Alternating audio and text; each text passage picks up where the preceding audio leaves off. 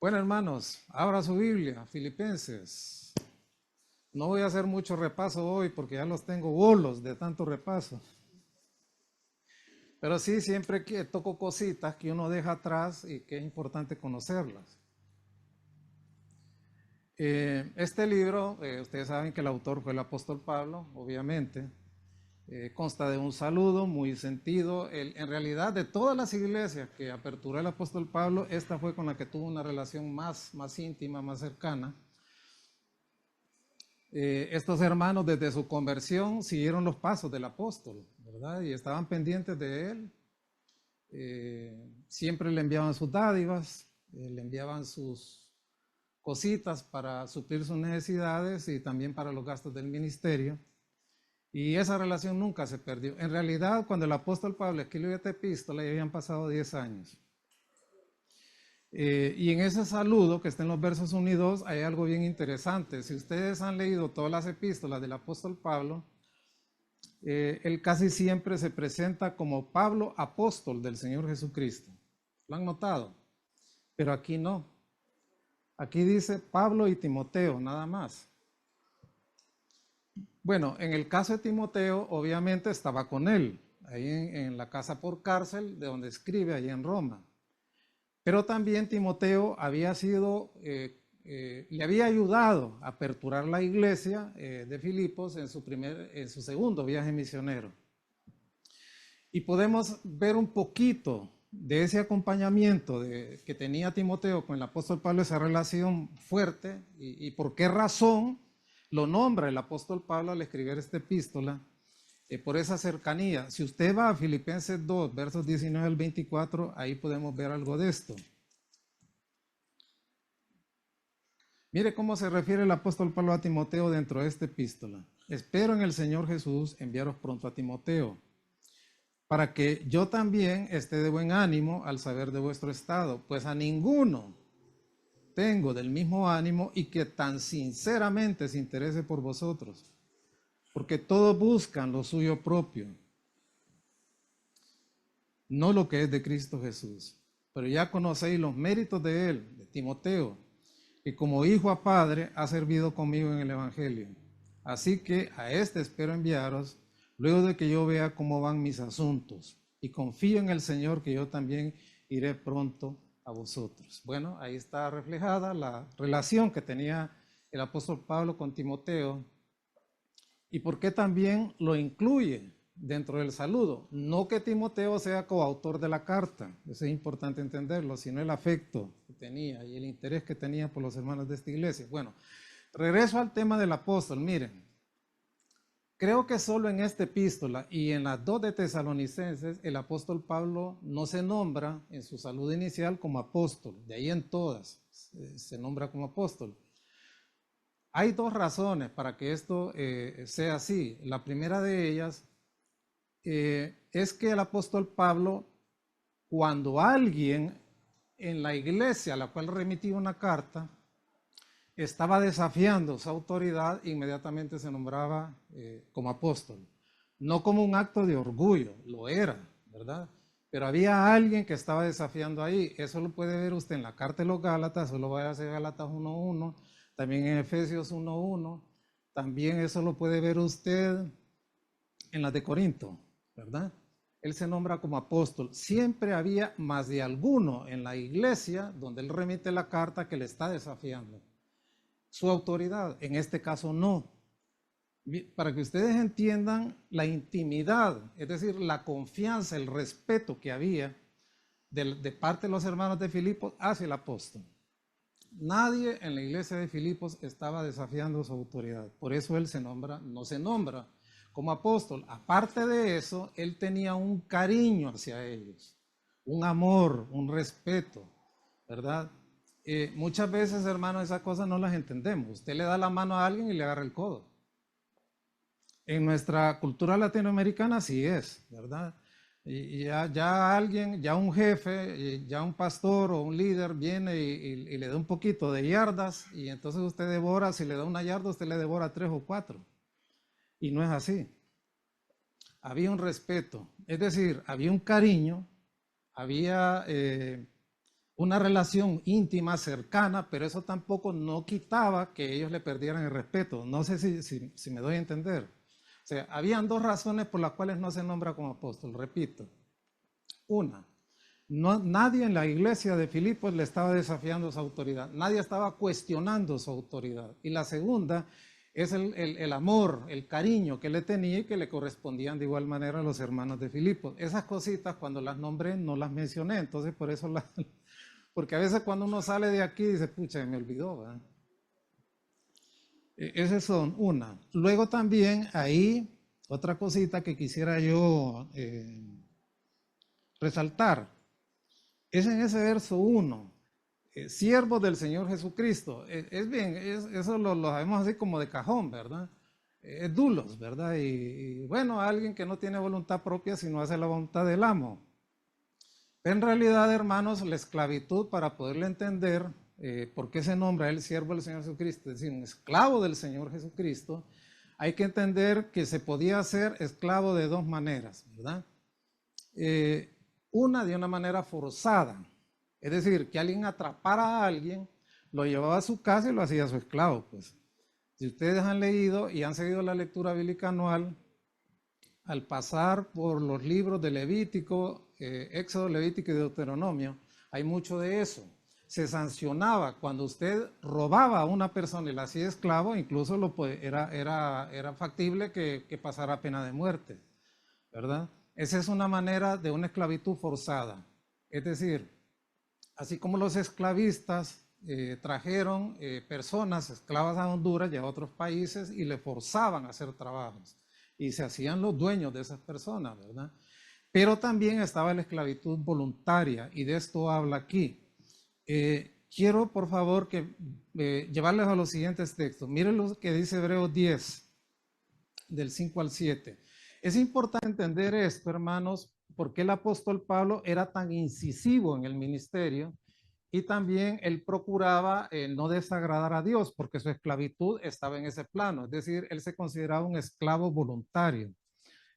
Mire ustedes lo que nos dice Hebreos 10. En realidad, hermanos, el mejor ejemplo, el mejor modelo de esclavitud voluntaria que tenemos es el Señor Jesucristo. Y de eso habla este texto, Hebreos capítulo 10, versos 5 al 7. Por lo cual, entrando en el mundo, dice, sacrificio y ofrenda no quisiste. Subraya lo que sigue. Más me preparaste cuerpo.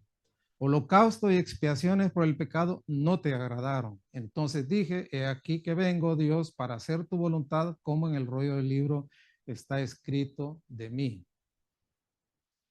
Cuando el Señor se introduce en el mundo, dice el libro de Hebreos, entonces dice así, me preparaste ¿qué? Cuerpo, ofrenda y sacrificio no quisiste, pero me preparaste ¿qué? Cuerpo. Esta referencia, hermanos, es del Salmo 40, versos 6 al 8. Vamos ahí.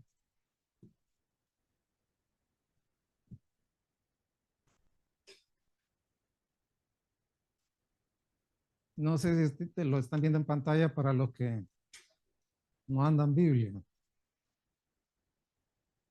Salmo 40, versos 6 al 8.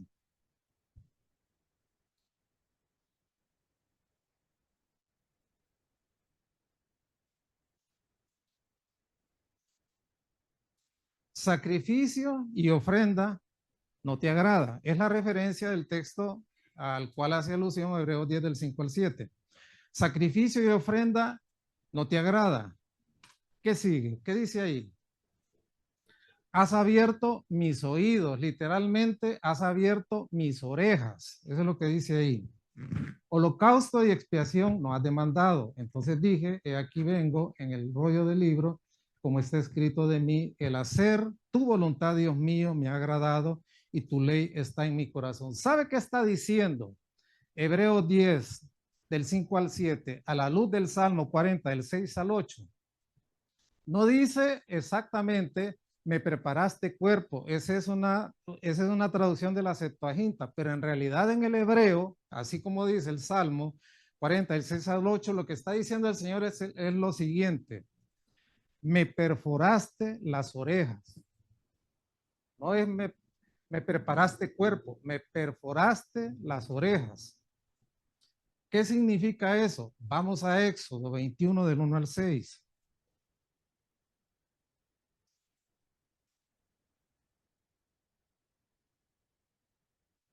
Éxodo 21 es una de las leyes de la esclavitud. A los esclavos, según la ley de la remisión, al séptimo año se les soltaba, sea un esclavo extranjero o sea un esclavo del mismo pueblo de Israel. Mire lo que nos dice ahí Éxodo 21, les dije, ¿verdad? Del 1 al 6. Mire lo que dice aquí. Estas son las leyes que les propondrás. Si comprares siervo hebreo, es decir, esclavo hebreo, 6 años servirá, más el séptimo año saldrá libre, de balde. Si entró solo, solo saldrá. Si tenía mujer, saldrá él y su mujer con él. Si su amo le hubiera provisto mujer y ella le diera hijos o hijas, la mujer y sus hijos serán de quién? De su amo, pero él saldrá solo.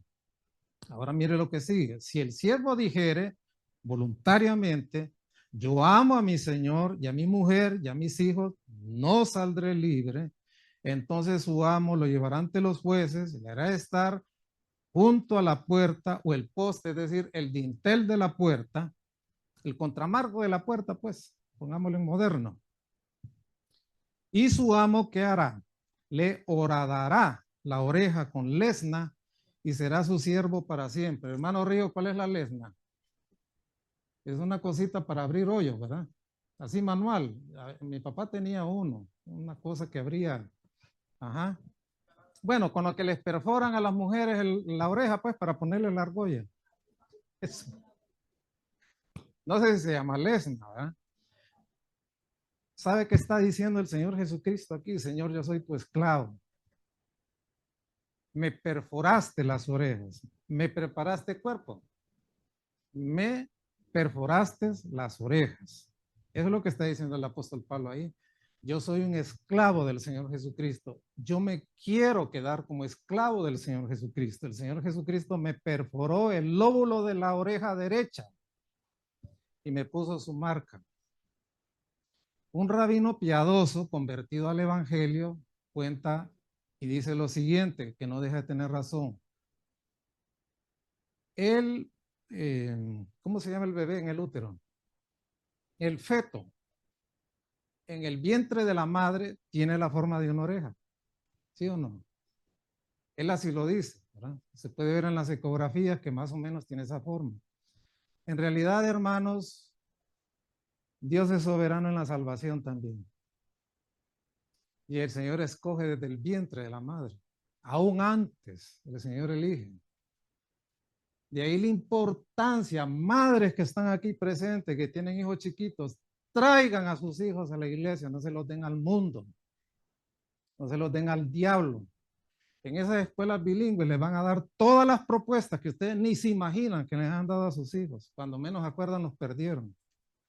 O en el barrio, en el mundo, aún los mismos parientes les proponen cosas. El apóstol Pablo dice, si alguien es esclavo, yo lo soy, y soy un esclavo voluntario. Yo no estoy sirviendo al Señor a la fuerza, por un salario. El Señor me perforó la oreja. Tengo el modelo de Cristo. Entrando al mundo, dice el Señor, me preparaste cuerpo. Literalmente el Señor Jesucristo está diciendo, me perforaste las orejas. Obediencia completa. El esclavo ya no hace su voluntad, hace la voluntad del Padre Celestial. Y quiero hacer una diferencia. No es lo mismo siervo que servidor, porque a veces nos confundimos. Ah, que yo soy un servidor de Cristo. No, pero es que yo sirvo en la iglesia. No, servidores, literalmente el término es diáconos. Es decir, alguien que sirve, alguien que hace una labor en la iglesia. El esclavo es otra cosa. El servidor es alguien que hace una tarea dentro de la iglesia, pero el siervo es un esclavo de Jesucristo. Regreso a Filipenses 1.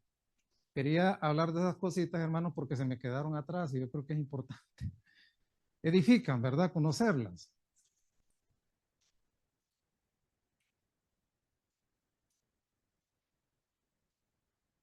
Pablo y Timoteo, siervos del Señor Jesucristo.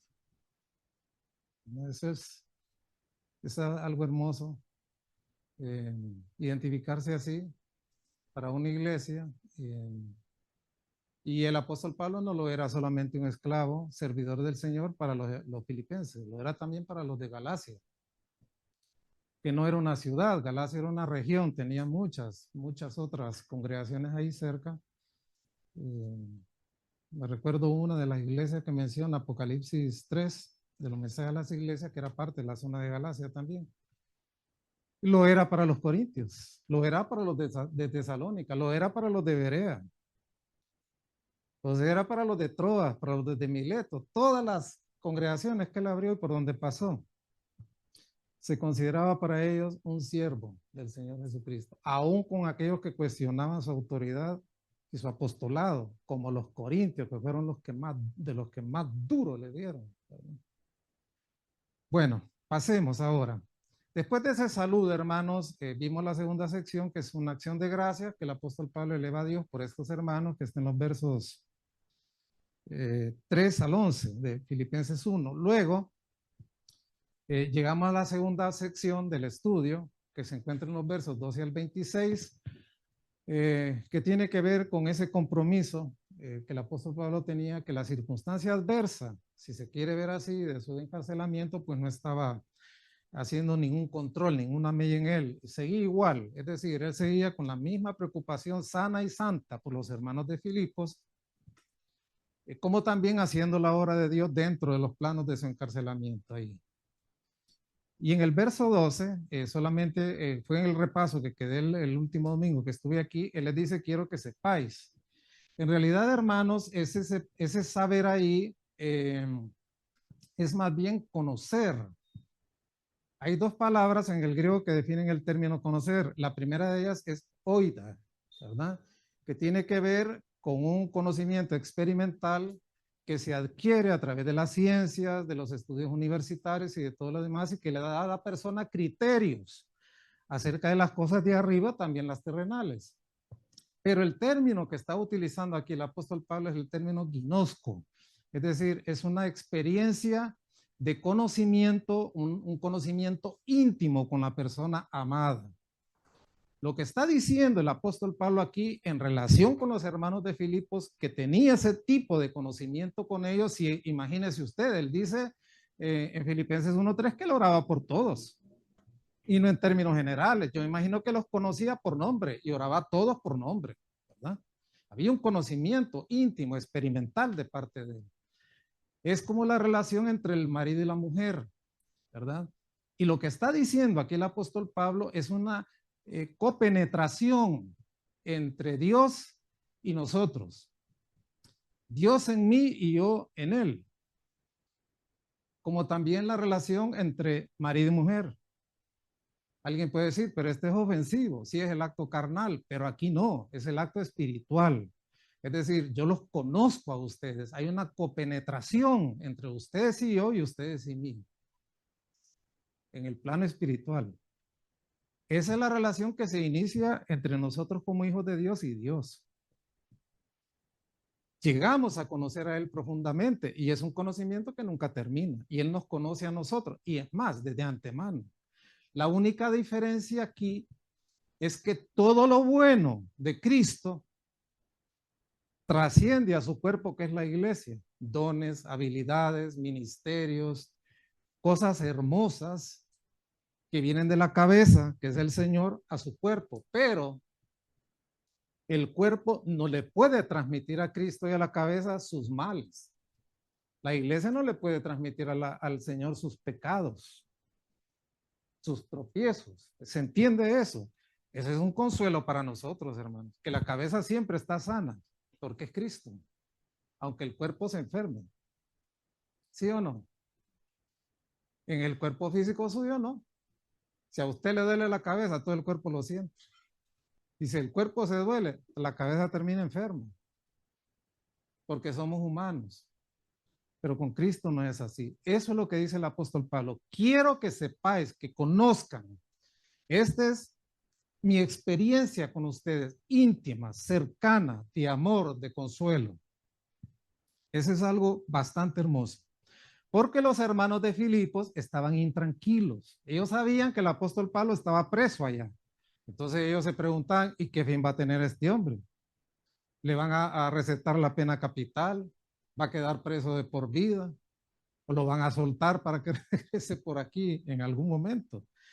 Pero el apóstol Pablo les da ahí un consuelo. Quiero que sepáis, hermanos, que las cosas que me han sucedido han redundado más bien para qué? Para el progreso del evangelio.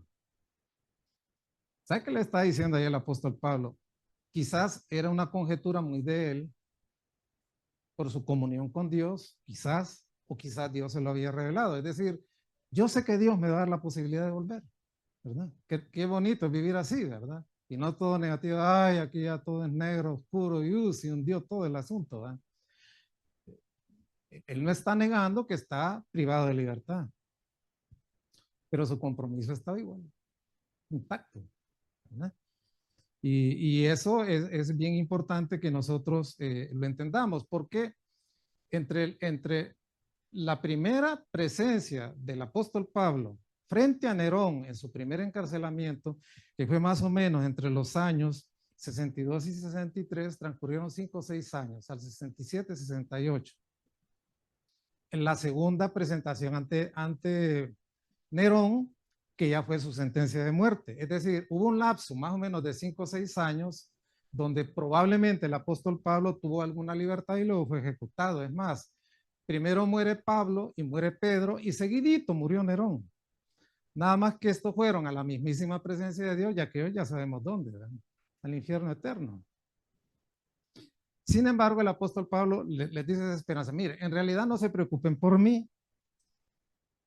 El evangelio está devorando yardas aquí en la cárcel. Muchos se están convirtiendo. Entonces, ha sido para el progreso del evangelio. O sea, no se aflijan ni se aflojen. ¿Verdad? La cosa está bien aquí. ¿Verdad? Y no es un entusiasmo humano, es la realidad, es que era la verdad, pues. No solamente por estar en la cárcel, sino también porque ahí estaba haciendo la obra de Dios. El evangelio había llegado a toda la guardia, sin lugar a dudas, y pues con la esperanza de que en algún momento pues él pudiera salir. Él les está transmitiendo eso. Miren, en realidad no se preocupen. Aquí la cosa está que hierve, pero para el progreso del evangelio. El verso 13. Estoy haciendo repaso de cositas que no dije. De tal manera que mis prisiones se han hecho patentes, es decir, notorias en Cristo, a todo el pretorio y a todos los demás. El apóstol Pablo, hermano, no está culpando a nadie de sus desgracias. Miren, hermanos, siempre que nos pasa algo malo, culpamos a otro. A veces hasta el clima sufre. Ay, qué calor. Por causa de eso se me subió la presión. Y es porque se está echando Coca-Cola todos los días. Eh, ay, que los riñones, que no sé qué, es que la culpa es que mi esposa le echa mucha grasa. Y ya le dije que no sé qué. No, hombre, aprenda a comer. Siempre buscamos a alguien con que cargue con nuestras culpas. Siempre. El ser humano es así, así somos los seres humanos. Siempre estamos culpando a otros. Ay, que la vecina no me quiere, me viene a echar sal a la puerta. No, hermano, si es mala administración suya, deje de endeudarse, ¿verdad? Si no puede manejar una tarjeta de crédito, ¿para que la atiende? ¿Verdad? Sí, él no está culpando a nadie, le dice, hermanos. Ni siquiera se refiere a aquellos que estaban predicando de mala manera. Él dice, está servido para el progreso del evangelio, que el Señor es el que me trajo aquí, punto. ¿Verdad? No hay mano humana, el Señor me tiene aquí. Y el evangelio había llegado a toda la guardia, hermano. 9,000 soldados ya habían pasado por ese eh, por el encarcelamiento del apóstol, si no le cambiaban la guardia diariamente, pues 24/7. Y dice ahí ese verso 13, de tal manera que mis prisiones se han hecho patentes en Cristo del pretorio y a todos los demás. Es decir, aquí tanto los guardias como los que me vienen a visitar se han dado cuenta y les ha quedado claro que yo no estoy aquí por andar hablando mal de los judíos. No estoy aquí tampoco hablando mal del gobierno romano, ¿verdad? O sea, y he sido respetuoso. Ellos están claros que yo estoy aquí por causa del Evangelio, que Dios me puso aquí y estoy haciendo la labor del Señor. mis sufrimientos se han hecho pretorios. Yo no soy ningún sedicioso, ¿verdad? Contra el imperio, ni tampoco estoy hablando de aquellos judíos que me metieron en aquella cárcel en Cesarea de Filipo porque me encontraron en el templo y dijeron que había metido unos gentiles el día de la Pascua. No, nada que ver, ¿verdad? El Señor me tiene aquí. El 14. Voy al 14. La mayoría de los hermanos cobrando ánimo con mis prisiones, así, pero cobrando ánimo el Señor con mis prisiones, se atreve mucho más a hablar la palabra sin temor. En realidad, hermanos, no todos eran de la misma fidelidad con el apóstol. La mayoría es todos o no. ¿Verdad que no es todos? Si fuera todos, hubiera dicho todos. ¿Qué dice ahí? La mayoría. Es decir, había un segmento, sin lugar a dudas, que no correspondía a la fidelidad al apóstol Pablo. No como hombre, sino como obrero del Señor. En las iglesias así es siempre. Mire, usted les puede dar por abajo y por arriba, ponerlos al revés y al derecho, y no les entra. No participan de la obra del evangelio. Se conforman con venir a la iglesia los domingos, recibir 2, 3 garrotazos, si es que abran sus oídos para recibirlos, y si no, igual, se van. Por un oído les entra y por el otro les sale. Y otros que sí les entra en el oído y se tapan el otro. Esta cosa así es. Es decir, no todos estaban del mismo ánimo para hacer la obra misionera, pero algunos sí. Dice ahí, la mayoría de los hermanos cobrando ánimo. Esa palabra tiene que ver también con convicción. Es decir, con persuasión. La palabra que está ahí es la misma que utiliza el apóstol Pablo ahí en Filipenses 1:6 cuando dice, estando persuadido de esto. Es decir, los hermanos de la iglesia de Filipos están tan convencidos, tan persuadidos que es Dios el que me puso aquí, que yo estoy haciendo la obra de Dios aquí, que la gente se está salvando aquí, que eso les ha dado fuerzas, les ha dado vigor para salir a hacer la obra de Dios. Ay, hermanos, metieron al pastor preso. Pues se terminó la iglesia, cerrémosla. No, la obra sigue, hermanos. Sigue. Hay que hacer la obra de Dios donde se esté, con quienes esté y cualquiera que sean los actores que estén ahí. No están durmiendo. Miro ahí unos que no lo estoy viendo. Ya tienen el párpado a media asta. Había un hermano que ya no está aquí, un hermano muy querido que estaba con nosotros allá bueno, llegó hasta la Modelo en realidad, de un inicio. Y se dormía hacia adelante, hermanos. Y cuando se despertaba, tiraba la cabeza de un solo para atrás y se sentaba adelante. El movimiento era tan brusco que con cada cabezazo él se despertaba. Y era una lucha de principio a fin, siempre se dormía. Yo le decía al Señor ahí orando, Señor, que le algo, lleve alguito, algo, algo de lo que oyó. Ay, no. Sí. El verso 15. Algunos a la verdad predican a Cristo por envidia y contienda, pero otros, ¿de qué? De buena voluntad. Aquí en realidad, hermanos, esa palabra, predicar, es proclamar en realidad. Yo recuerdo en mi niñez, creo que todavía, cuando yo ya adquirí conciencia, creo que todavía Comayagüela era un municipio, creo. Nosotros vivíamos en la Cuarta Avenida. Creo que la alcaldía estaba donde era donde forman a los muchachos en artes. Ah, por ahí, creo. Porque yo recuerdo muy bien que andaban personas que eran como secretarios de la alcaldía pegando edictos. Andaban con engrudo. ¿Quiénes conocieron el engrudo? Los hipotes ya no. Le hablan en teria, ¿verdad? Y con una brocha pegaban los edictos. Y recuerdo yo, siendo niño, iban los vecinos y leían, eran ordenanzas en realidad, edictos, ¿verdad? Sí, sí, sí. Eso es, y los vecinos oían y ya de casa en casa ya se regaba la bola que cuál era la ordenanza de la alcaldía, ¿no? Tegucigalpa me imagino que tenía lo mismo. Esa es proclamar, es decir, es anunciar un mensaje tal como a usted se lo entrega. Por ejemplo, un embajador, por ejemplo, el embajador de Honduras en Inglaterra, en Francia, en Alemania, en Bélgica, en cualquier país latinoamericano, recibe una comunicación de su gobierno, él va a la instancia respectiva, ¿verdad? A la Cancillería o al jefe de Estado y le transmite, le lee lo que le manda decir el gobierno de Honduras, ¿entienden? Sin quitarle y sin ponerle. Eso es proclamar. Por eso, dice aquí el apóstol Pablo, algunos a la verdad predican a Cristo por envidia y contienda. No está diciendo que predicaran un evangelio incorrecto. Sí estaban predicando el evangelio de Cristo. El problema no era el contenido del mensaje, sino el motivo por el cual lo hacían. ¿Se entiende? Entonces, un proclamador es como el secretario, como el anunciador de la alcaldía. Él solo transmite lo que está ahí, como el embajador transmite el deseo y la voluntad del gobierno que lo mandó a ese país y lo transmite literalmente. Obviamente que ese mensaje tiene que tener contenido, tiene que tener solidez. ¿Y qué más solidez y contenido que la del Evangelio? ¿O hay otro mensaje mejor?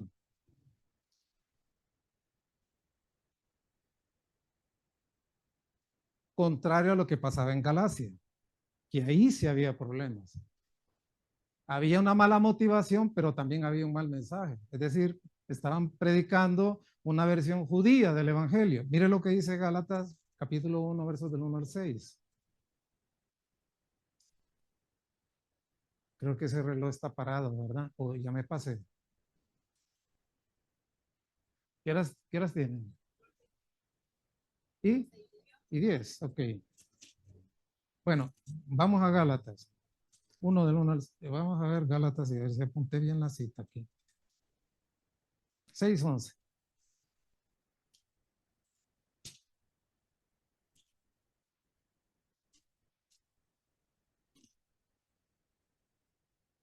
No, aquí estoy mal yo. Gálatas 1 del 6 al 9. No, no andaba mal. Esa es la cita original. Sí, bueno, mire. Estoy maravillado, es decir, estoy perplejo, dice el apóstol Pablo, de que tan pronto os habéis alejado del que os llamó por la gracia de Cristo, para seguir que un evangelio diferente. Aquí se había problemas, era un evangelio que no era el evangelio de proclamación. No que haya otros, sino que hay algunos que os perturban y quieren pervertir el evangelio de Cristo. Es decir, ¿qué decían ellos en esencia? Tú no puedes ser cristiano y no te circuncidas. Y si no guardas la ley, no puedes agradar a Dios. Ese era el evangelio que ellos predicaron. No que haya otros, sino que hay algunos que os perturban y quieren pervertir el evangelio de Cristo. Más si aún nosotros, o ángel del cielo, os anunciare otro evangelio diferente, el que hemos anunciado, sea anatema, es decir, apartado, consagrado para la destrucción en el infierno eterno. Como antes os he dicho, también ahora lo repito, si alguno les predica un evangelio diferente al que habéis recibido, sea que anatema, sea maldito. En el caso de los que estaban predicando allá por envidia, por contienda, sí estaban predicando el evangelio correcto, porque si no el apóstol Pablo inmediatamente brinca y hubiera puesto el término apóstol ahí en el saludo, porque estaban desafiando su autoridad. Y esto no era así. Era el evangelio correcto. Entonces, ¿cómo era que predicaban el evangelio si estaban predicando el evangelio verdadero? Miren, tres posibles razones, ¿verdad? Solo las voy a mencionar aquí. Puede ser que cuando ellos predicaban el evangelio atacaban a los judíos y eso le generaba problemas al apóstol Pablo en la cárcel, porque decían, si este es el evangelio que este les enseñó a predicar, como estos andan hablando mal de los judíos, este también está hablando mal de los judíos. Esa puede ser una razón. La otra era que hablaban también descaradamente contra el imperio. Miren, ahí el hermano han estado predicando ya casi alrededor de un año en la primera epístola de Pedro. Y el apóstol Pedro ahí sabe el contexto con lo que está escribiendo. Nerón estaba en su mejor momento. Y la iglesia estaba siendo perseguida, los creyentes estaban sufriendo. ¿Y qué les dice el apóstol Pablo? Que suframos como creyentes, sin murmurar, sin atentar contra el estado perverso que les gobernaba. Entonces probablemente lo hacían así, pero también hay otra posibilidad en cuanto a esto. Si usted lee 2 Corintios 10:10, vamos ahí.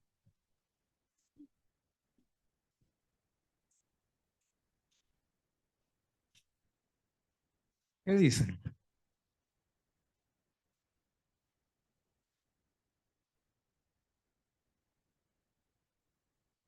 2 Corintios 10:10, perdón, hermano. Sí, ahí lo estoy mandando mal.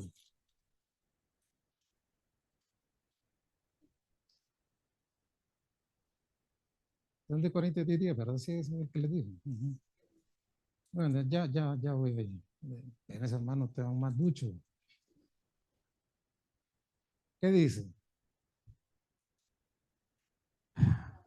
Porque a la verdad dicen, dice el apóstol Pablo, las cartas, a ver, son duras y fuertes. Es decir, pucha, las cartas que manda este hombre son a matar, ¿verdad?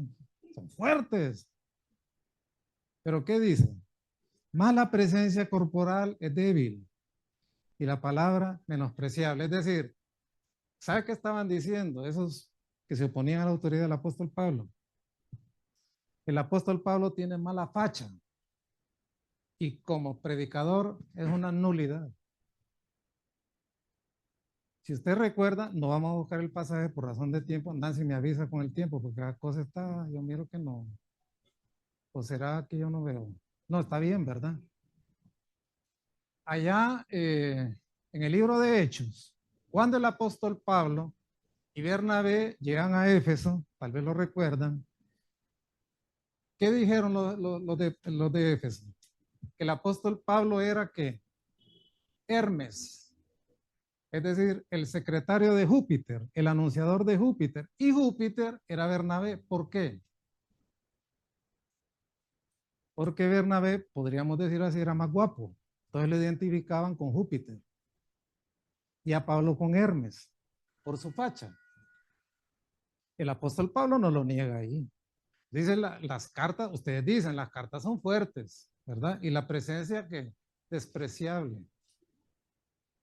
Es decir, había algo en el apóstol Pablo que no lo hacía muy guapo, pues. Ajá.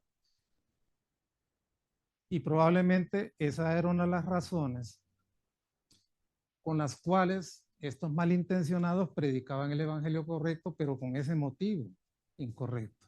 ¿No? Se burlaban de él, pues. Así de sencillo. Y es posible. Si usted va a Galatas 6:11, vamos a encontrar otra razón.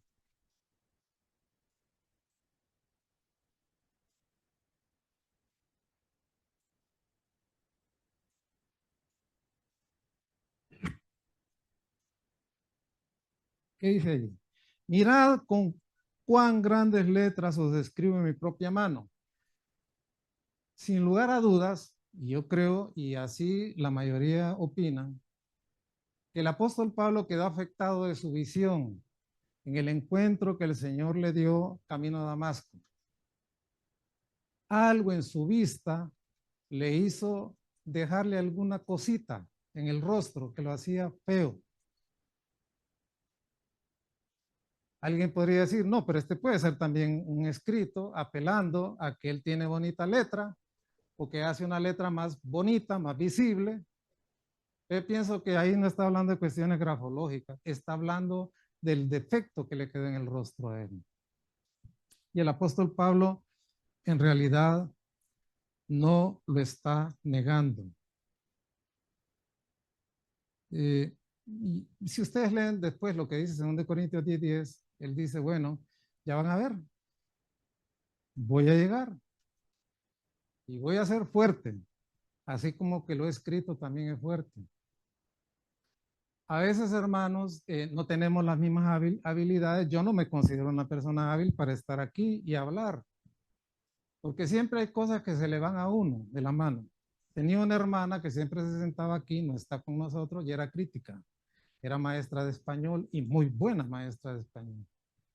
Y siempre que yo bajaba, me tenía un error de dicción, o un acento, una palabra mal construida, o una oración que yo no había hecho bien, y yo humildemente se lo reconocía, porque era una maestra de español y yo sabía que no me lo decía por hacerme sentir mal, sino para corregirme.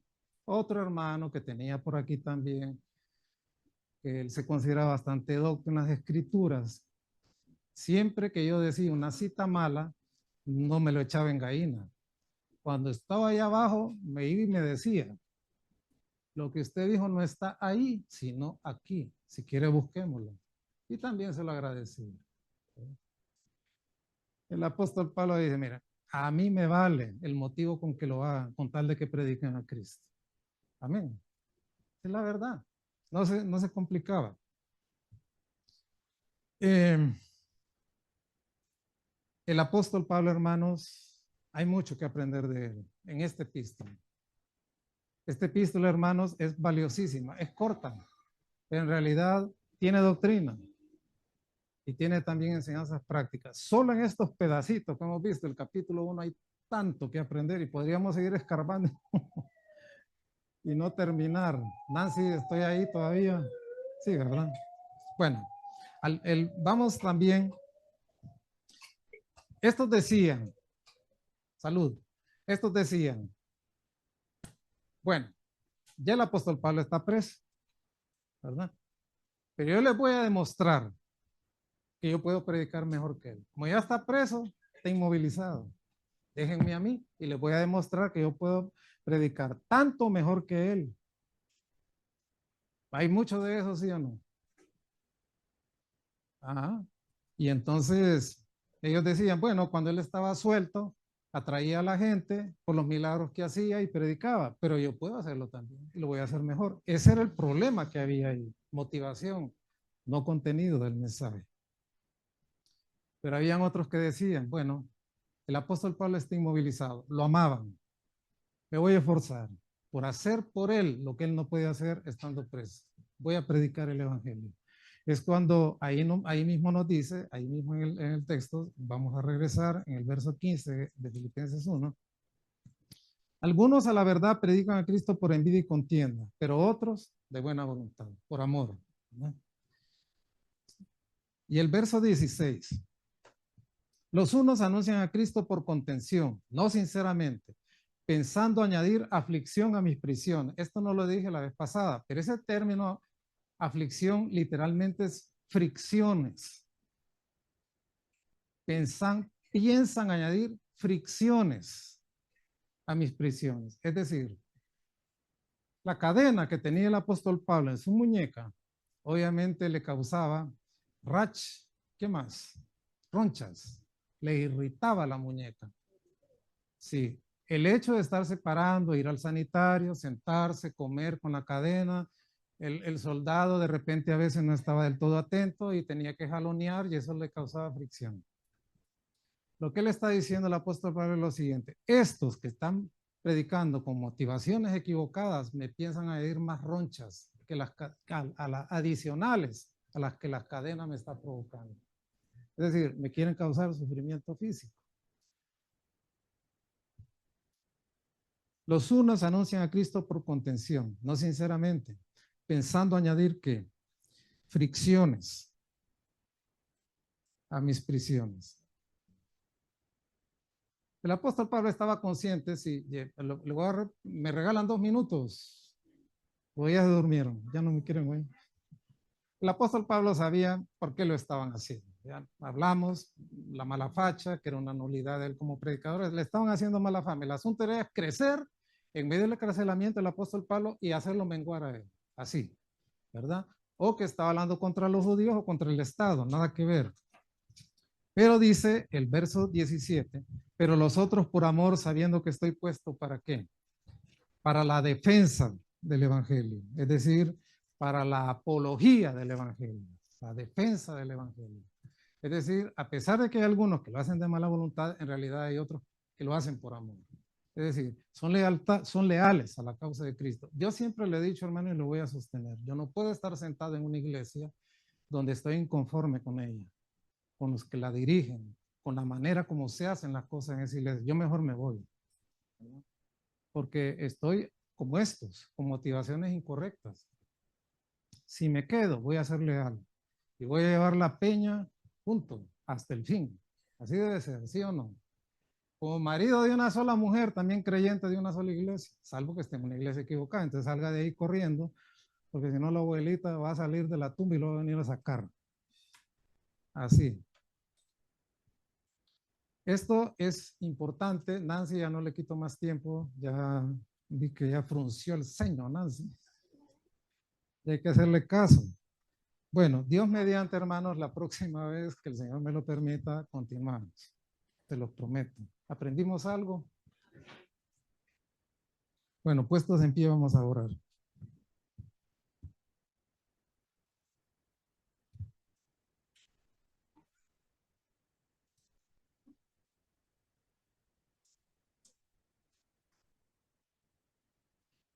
El doctor Martin Lloyd Jones, un predicador extraordinario, médico cirujano, especialista en Inglaterra, ya partió con el Señor. Su pastor murió y él fue llamado al ministerio y se quedó ahí. Él decía algo: siempre que tú te sientes a escuchar a un predicador solo por la acción especial del Espíritu Santo, vas a poder recibir de él. Porque en realidad, hermanos, cuando nos sentimos a ver un predicador, oír un predicador, y si no es el de nuestro gusto, lo primero que va a saltar es la crítica. ¿En qué falló? ¿En qué se equivocó? ¿Qué no dijo y qué sí dijo? Pero qué hermoso, hermanos, es sentarnos, no importa quién suba al altar, y recibir de Dios. Saber que siempre va a haber algo que apuntar, que recibir. Y como lo está diciendo y no lo tiene escrito y no tiene derechos de autor, entonces usted lo puede copiar y reproducir, ¿verdad? A Dios sea la gloria en todo. Aprendamos a recibir también y a hacer las cosas por amor y de buena voluntad, no como aquellos que lo hacían motivados por los celos, por la envidia y por contención, o como dice otra versión, por porfía, ¿verdad? Qué porfiados eran estos en realidad, ¿verdad? Oremos. Amado Dios, te damos gracias por la gracia de poder haber estado hoy aquí, por todo lo que participamos de este culto hermoso, maravilloso, los cantos, aún la información suena dulce a nuestros oídos cuando tiene que ver con la obra de Dios, las oraciones que se han servido, Padre, tantas cosas, y aún a nuestros niños al final. Ayúdanos a ser dóciles, a entender, Padre, que nos has perforado el óvulo de la oreja derecha para hacernos tus siervos voluntarios, por amor. Cristo es nuestro ejemplo y modelo, Padre. Cuando Él se introduce al mundo, dice: Señor, me perforaste las orejas. Esa sea nuestra actitud hoy y siempre, Padre. Y nunca nos veamos, Padre, por encima de otros, ni de aún de otros creyentes y ni aún de algunos inconversos. Que entendamos, Padre, que nuestro veredicto nunca es determinante, nunca es concluyente. El único juez capacitado que puede en realidad sopesar la obediencia y la fidelidad en los hombres eres tú. Te damos gracias, Padre, por tu voluntad perfecta sobre nuestras vidas. En el bendito nombre